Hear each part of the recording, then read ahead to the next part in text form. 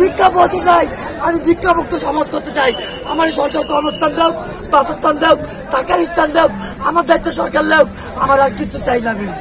এখন আপনারা যে এইখানে সবাই যে সমবেত হয়েছেন এই জায়গাটায় কিসের দাবি নিয়ে আপনারা এখানে দাঁড়ান? আমি সরকারের কাছে চাচ্ছি অবৈধ যানবাহন এটা আমরা দিয়ে দিচ্ছি। আজ প্রতিবন্ধীগুলো যেগুলো অবৈধ যানবাহন আছে আমরা সরকারকে হ্যান্ডওভার করে দেবো। কোথায় দিতে হবে এই লোভিংটা আমাদের দিতে হবে। ওদেরকে আমরা সমস্ত অবৈধ যানবাহন দিয়ে দেবো। বাট এই প্রতিবন্ধীদের একটা পুনর্বাসন চাচ্ছি আমরা, এবং তাদের একটা কর্মস্থল যেখানে তারা 20-25 হাজার 30 হাজার টাকা ইনকাম করে তাদের বাল বাচ্চা দিয়ে যেন সুন্দরভাবে তারা জীবন জীবিকা করতে পারে। এই অবৈধ যানবাহনের বিরুদ্ধে আমরা নিজেও, এটা একটা রিস্কি যানবাহন, এবং এই ডিপার্টমেন্টটা সবচেয়ে নিচু একটা ডিপার্টমেন্ট। গালি গালাস মানে অত্যাচার সহ্য করে কিন্তু এই ডিপার্টমেন্টে টিকতে হয়। বিকজ আমরা এখানে টিকতে চাচ্ছি না, আর এই অবৈধ যানবাহন নিয়ে আমরা কাজ করতে চাচ্ছি না।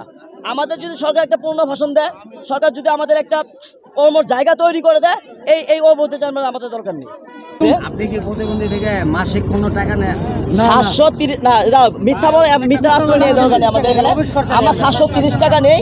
সেটা হচ্ছে যে ডাম্পিং বিল, রেকার বিল, আমাদের মাসিক একটা প্রোগ্রাম হয়, অফিস খরচ, মাসিক একটা প্রোগ্রাম, একটা লোক অসুস্থ হলে তাকে আমরা কিছু একটা দেই, যেটুকু পারে। আমাদের সামর্থ্য বাইরে তো দিতে পারি না।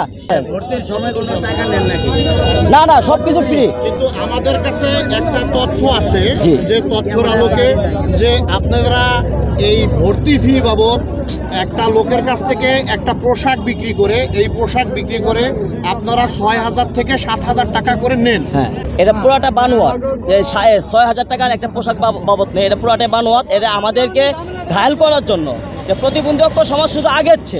আমার নাম মোহাম্মদ মোশাররফ। মানে আপনি প্রতিবন্ধীর মানে কোন অবস্থানে আছেন, সভাপতি নাকি সেক্রেটারি? হ্যাঁ, ভারপ্রাপ্ত সেক্রেটারি।